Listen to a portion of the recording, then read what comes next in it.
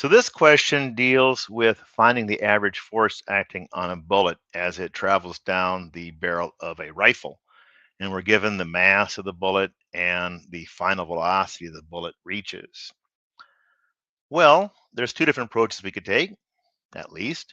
Let's do both of them today, and we'll see that they're actually identical. One of them is to use Newton's laws, in fact, Newton's second law, which says that the average force acting on something is equal to the mass of the thing. We'll talk about the average net force now. So it should just equal the mass times the acceleration of that object.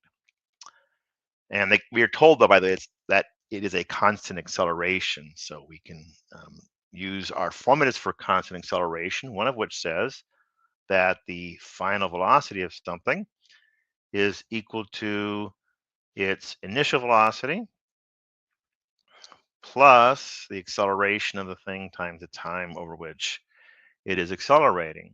And since the initial velocity here is 0, it starts from rest, we can say that the acceleration of this object is just equal to its final velocity divided by the time it takes to reach that velocity.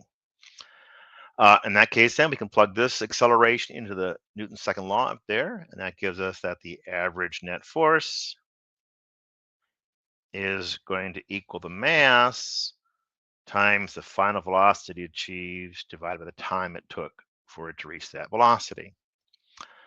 We could also use what is known as the impulse momentum theorem. Basically, it's the same idea. It's just written a slightly different way. It says the impulse is equal to the change in momentum of our object. Now, what is the impulse? Well, that is the average force acting on something times the time over which that force acts.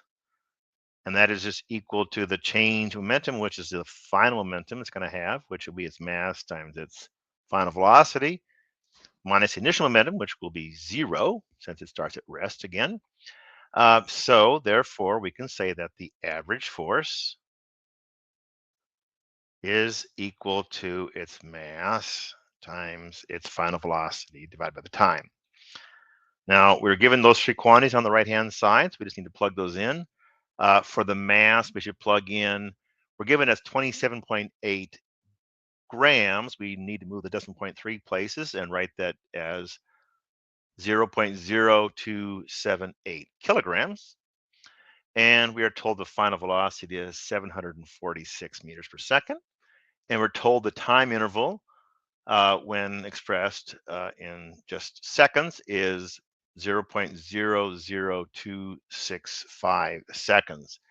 If you plug those three numbers into our formula here, what we'll find out is that the average velocity, the average force, I should say, is equal to 7,825 newtons.